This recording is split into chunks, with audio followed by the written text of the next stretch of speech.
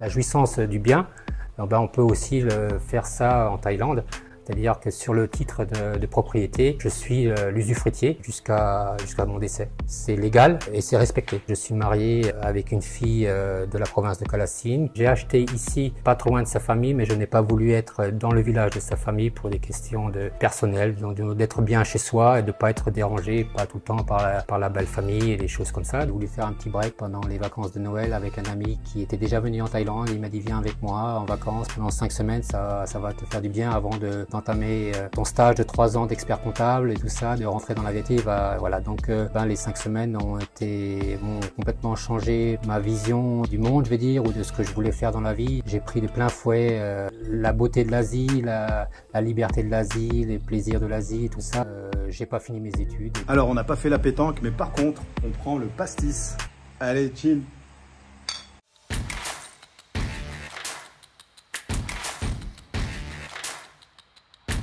Dans cette vidéo, je suis avec Patrick qui habite en Isan. Je vous avais dit que j'allais interviewer donc 2 ou 3 personnes. Donc t'es le premier. D'ailleurs, c'est grâce à toi que je suis venu ici. On est à côté de Khon Kaen. Et donc aujourd'hui, Patrick, il va me montrer son univers. Alors, t'as quoi? T'as 35 ans d'Asie. Ça fait une quinzaine d'années que tu habites en Thaïlande? Oui, c'est cela. Je suis arrivé première fois en Thaïlande en 1988. D'accord, ok. Donc ça fait beaucoup de choses. Alors ce qui est super intéressant en fait, c'est que tu as acheté un terrain, un grand terrain, un rail.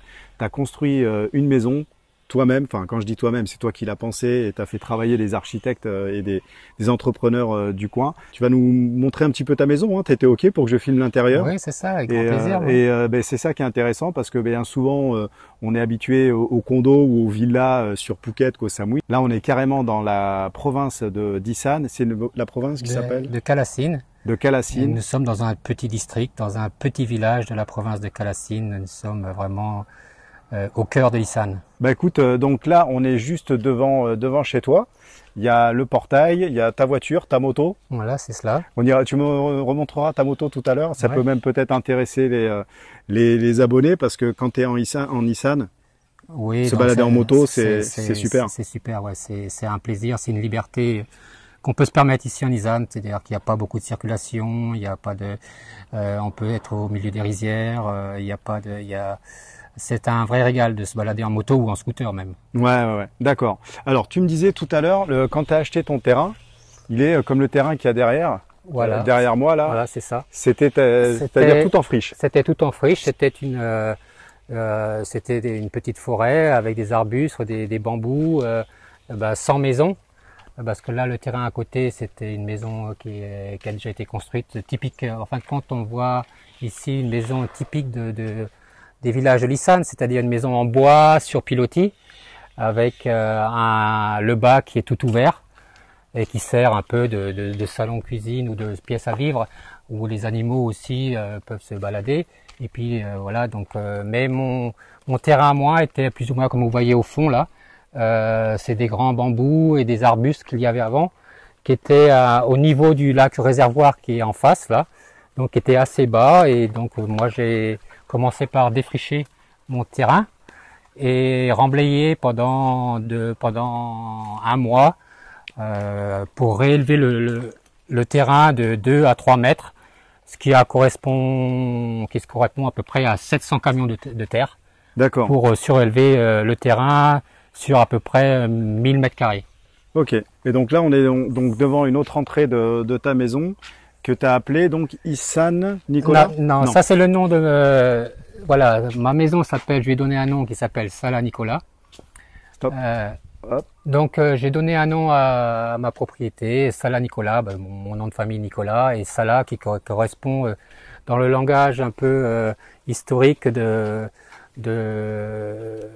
du coin, du Laos, du Vietnam et tout ça, dans l'esprit un peu du temps de l'Indochine. Une sala, c'était une maison en dur, ça veut dire une habitation, quoi. Donc c'était un terme qui a été utilisé. Donc moi, je suis un petit peu un passionné d'histoire, et d'architecture, donc j'ai nommé ça Sala Nicolas, qui rime. Voilà. D'accord. Pour donner un style. Alors tu sais que je suis vraiment content de visiter ta maison. Il n'y a pas longtemps, j'ai visité la maison d'un abonné qui est sur Bangkok, qui a une maison sur pilotis, au bord de la rivière également. Bon, par contre, lui, il vit avec toute sa famille. Enfin, la famille de sa femme. Oui. Ils vivent à plus de 10 à l'intérieur. Si, bon, le style que j'ai voulu faire, c'était un peu par rapport à mon expérience de vécu en Thaïlande, en Asie. Et en ayant voyagé, j'ai voulu faire une maison un peu, ce qu'on appelle boutique hôtel, qui rassemblait un petit peu tout ce que j'ai vécu dans les endroits où j'ai voyagé, où j'ai habité. Voilà le terrain et le jardin. On va commencer, on arrive sur le jardin. Petit terrain de pétanque. Ça c'est français, ça c'est Ça pas c'est des français voyages, ça. et puis ça a été c'est un petit point de rappel parce que bon j'ai vécu 14 ans à Canton en Chine et j'avais une société d'import-export et j'avais monté mes bureaux dans une concession française, historique française qui appartenait à la France. Donc il y avait toute une architecture coloniale et j'ai rénové un dernier étage sur les toits à mon bureau et j'avais une grande terrasse. Et à l'époque, j'avais aussi fait une piste de pétanque sur le. Donc voilà, c'est un petit rappel. Sauf que cette fois-ci, c'est vraiment, c'est pas à l'étage, c'est dans la nature et puis c'est un petit régal de temps en temps de passer une petite partie de pétanque avec des amis. T'as le pastis aussi ou t'as pas le pastis? Oui, j'ai le pastis. Alors moi, je bois plus tellement d'alcool. Mais pour les invités, il y a toujours le pastis. Alors, on n'a pas fait la pétanque, mais par contre, on prend le pastis. Allez, chill. Allez. Là, on est dans le jardin. Nous sommes sur une surface, grosso modo, avec la maison et le jardin. On est à peu près sur 800-900 mètres carrés. Et donc, la moitié du terrain, ou même les 2/3, sont un jardin. Et on est là dans la partie surélevée que je vous ai...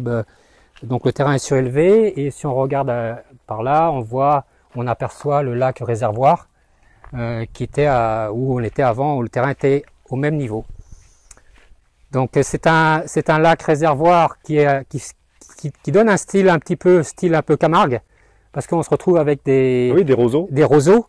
Et donc quand je dis voilà, ça c'est ma petite Camargue à moi parce que tout autour ce sont les rizières. Le lac réservoir avec la faune, avec les oiseaux, et surtout avec ces roseaux. Donc moi j'adore ce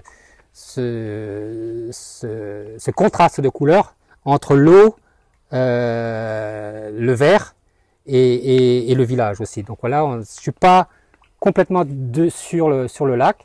Mais tu as la vue dessus. J'ai la vue dessus, mais j'aime bien ce contraste avant, ce côté roseau qui apporte aussi pas mal d'oiseaux, de hérons, et de toutes sortes d'oiseaux. Donc c'est un petit plaisir d'avoir ce coin-là. J'essaye de faire un petit jardin botanique, j'ai fait ces 2 petits pounds pour faire des fleurs de lotus ou des choses où il y a des petits poissons, des choses comme ça, pour amener un petit peu.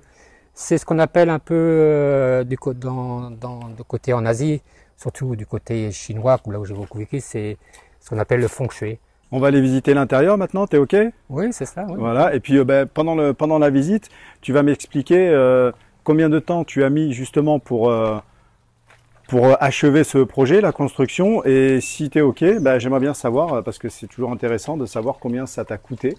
Et alors, ce que tu m'as dit tout à l'heure dans la voiture, c'était que tu étais propriétaire en fait du terrain et de la maison, chose qui est normalement pas possible. Donc je sais qu'il y a une nuance que tu veux m'expliquer. Je ne suis pas propriétaire, moi je suis usufruitier, c'est-à-dire que la propriété a été démembrée comme on peut le faire en France. Il existe la nue-propriété, c'est-à-dire les biens, les murs, et l'usufruit qui est la jouissance du bien. Alors, on peut aussi faire ça en Thaïlande, c'est-à-dire que sur le titre de propriété, je suis l'usufruitier. Jusqu'à mon décès. Donc, voilà, c'est une forme de propriété, mais pas propriété pleine, mais qui est identique à ce qu'on retrouve en France, quoi. En France ou dans les tout pays, on peut avoir l'usufruit d'un bien et être chez soi. Donc tu peux y rester jusqu'à la fin de tes jours si tu le souhaites. Voilà, c'est ça. Et en toute sécurité, en toute garantie, c'est légal et c'est respecté. D'accord. Parce que tu es marié, c'est ça? C'est cela, donc je suis c'est pour ça que je suis arrivé ici en Nissan, parce que je suis marié avec une fille de la province de Kalassin, dont ma belle famille habite dans les environs. Alors je suis pas, j'ai acheté ici, pas trop loin de sa famille, mais je n'ai pas voulu être dans le village de sa famille pour des questions de personnel, donc d'être bien chez soi et de ne pas être dérangé, pas tout le temps par la belle famille et des choses comme ça. Donc on est bien, on est chez nous, on est tranquille, on n'est pas dérangé, ils ne viennent pas, on va les voir, ils peuvent venir quand ils veulent, on va les voir quand ils veulent.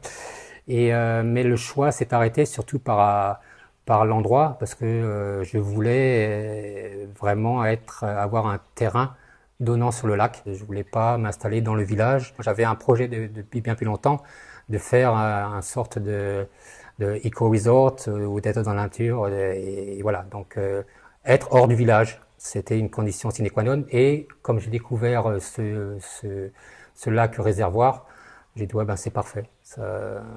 C'est là qu'il faut que je sois.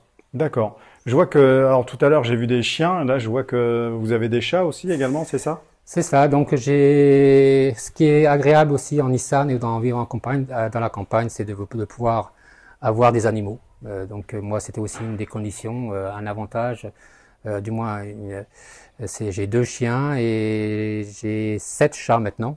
On a commencé par avoir 1 ou 2, mais bon tous ces animaux en fin de compte ce sont la grosse moitié, ce sont des animaux qui ont été abandonnés, que j'ai récupérés au bord des routes. Et donc c'est aussi un choix qui me correspond.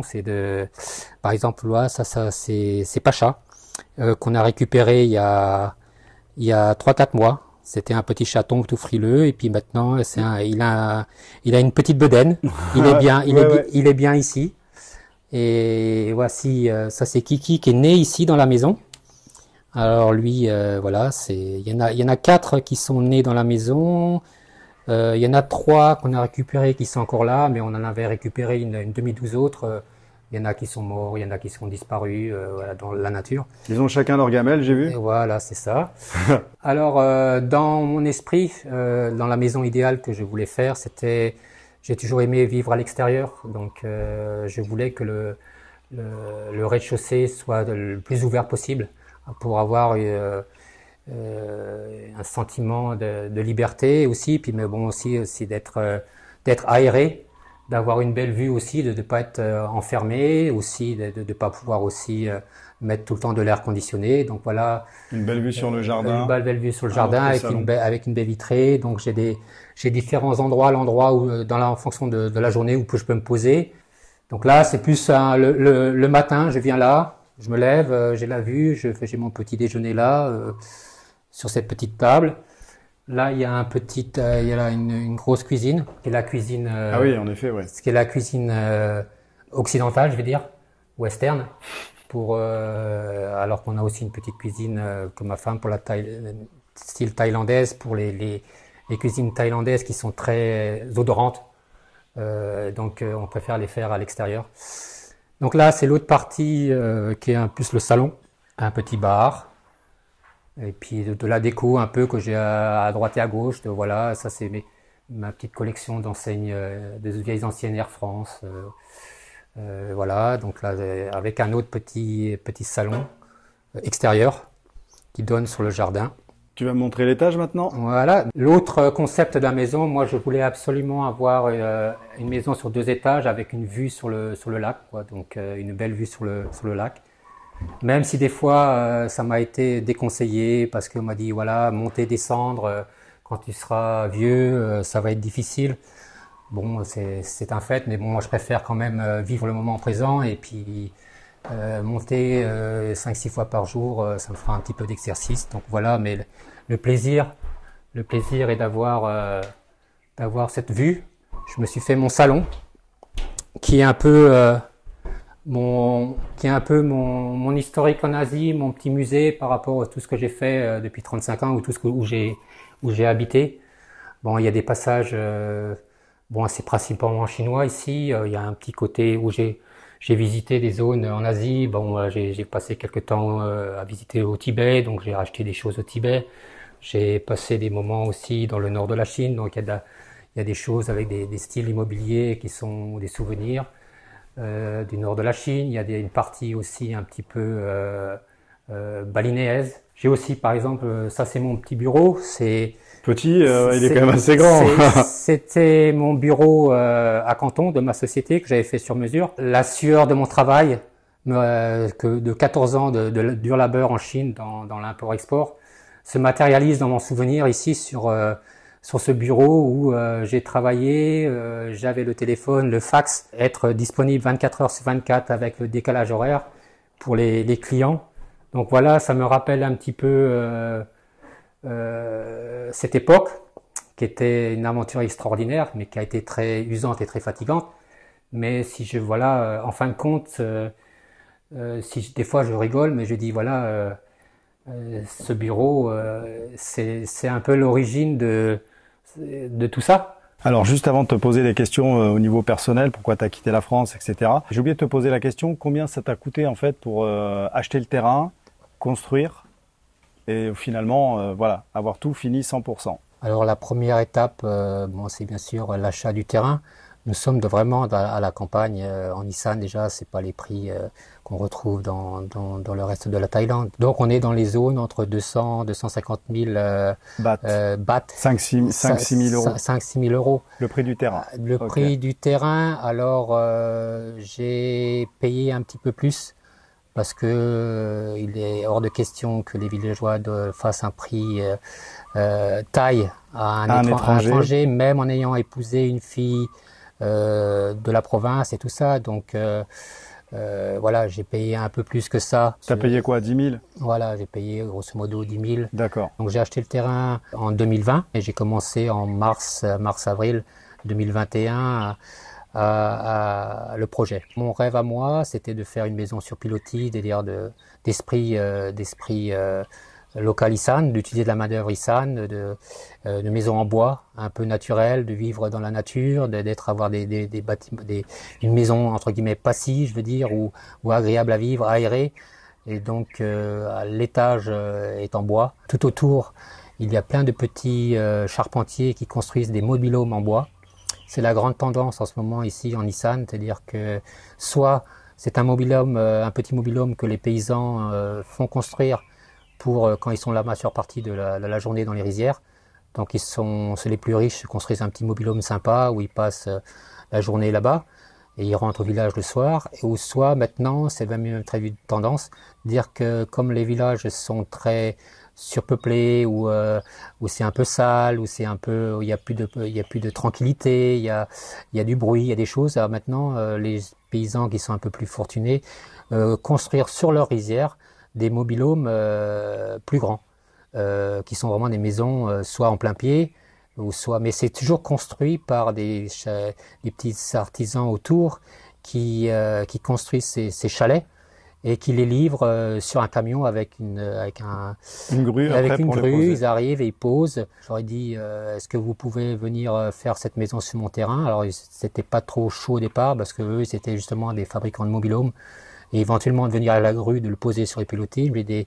Mais quand je leur ai montré mon terrain, l'artisan a entre guillemets flashé, il dit oh je veux la faire la maison, c'est-à-dire que on accepte de venir la faire 100% chez vous sur votre terrain, 3 charpentiers pendant 3 mois. Il y a 120 mètres carrés grosso modo à l'étage, ce qui m'a permis d'emménager au mois de septembre, octobre. 6 mois après. 6 mois après la construction. Les premières fondations, on a 6 mois après, tranquillement, avec juste 3 charpentiers, en faisant travailler les gens du coin. Chaque paysan est maçon en même temps, c'est-à-dire que dans la saison agricole, ben ils sont paysans, et la saison où il y a de repos et tout ça, ou alors le matin ils sont paysans, l'après-midi ils sont maçons. Donc tout le monde ici a un savoir-faire. J'ai réussi à trouver une très bonne équipe parce que ceux-là sont les amis de ma famille et qui m'ont fait petit à petit, qui m'ont tout fait le bas. 240 malais pour la partie habitable, mais il y a aussi des annexes que j'ai construits, par exemple ici derrière. Il y a un grand patio, après il y a une piste de pétanque, après il y a les murs, il y a les grillages.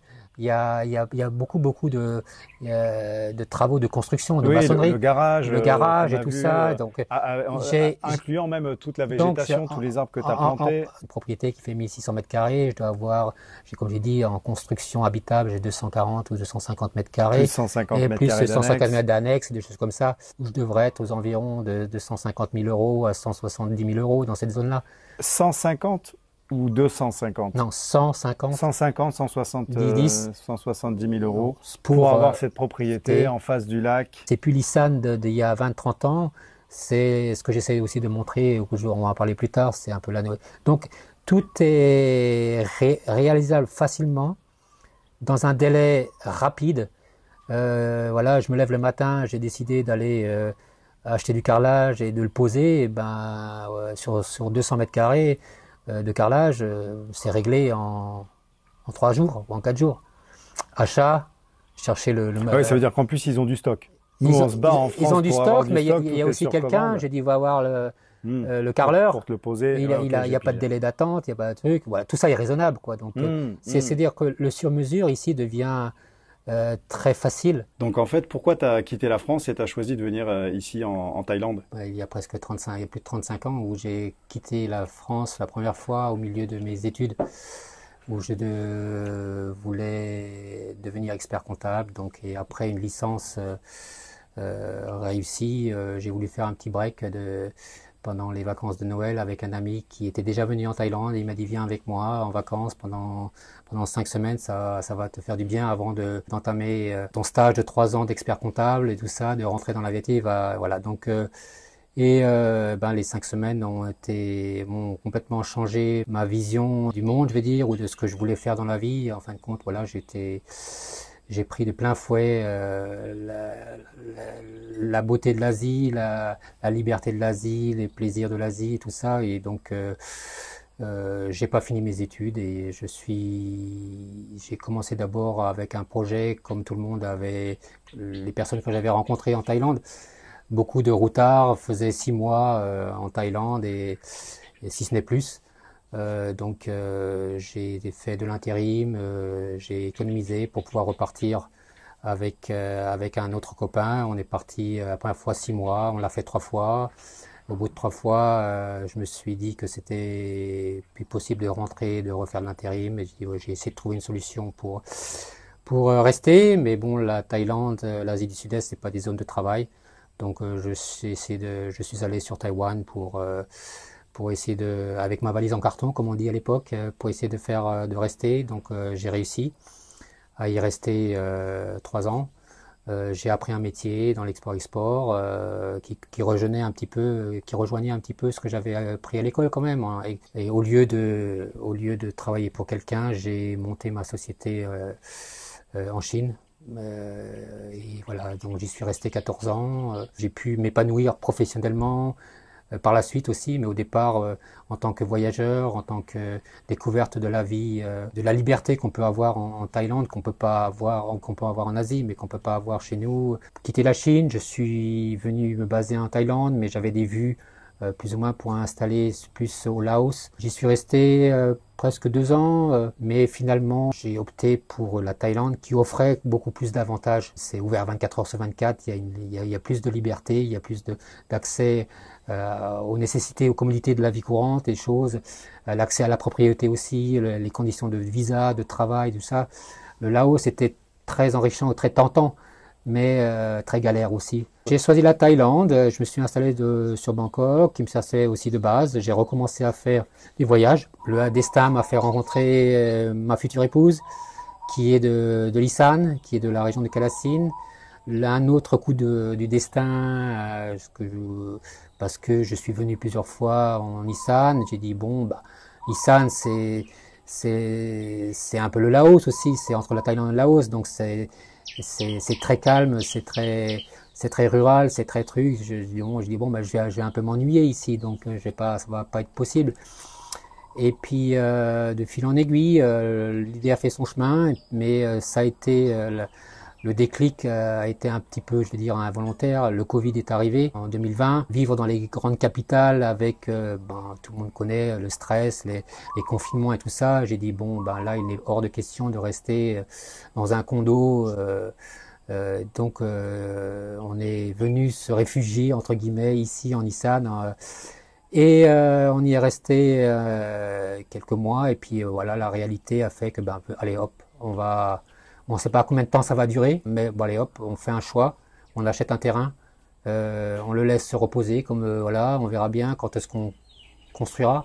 Le Covid continuait, donc on va commencer à construire, on verra bien, ça fera une résidence secondaire. Et puis de fil en aiguille, c'est devenu la résidence principale, et avec aucun regret, de dire que c'est un bonheur total. Par rapport au destin et puis par rapport aussi à ma personnalité ou ce que je recherchais et puis au mûrissement de la personne qui fait qu'on est plus apte aussi à mon âge maintenant de vivre dans un endroit reculé, et étant donné que j'ai déjà vécu pendant 25 ans dans des mégapoles. Canton, c'est 20 millions d'habitants. Taipei, c'est 6 millions d'habitants, mais sur une petite superficie. Hong Kong, où j'y ai passé aussi quelques mois, c'est 7 millions d'habitants, mais c'est la population la plus peuplée au mètre carré. Vous habitez dans 20 mètres carrés sans fenêtre, c'est du courant. Donc, Et Bangkok, justement, tu as passé combien de temps à Bangkok? Alors à Bangkok, j'y ai passé en pied-à-terre 2-3 ans. Tu as eu une période où tu as dû faire un petit peu la fête, comme on fait tous quand on est comme ça en avis.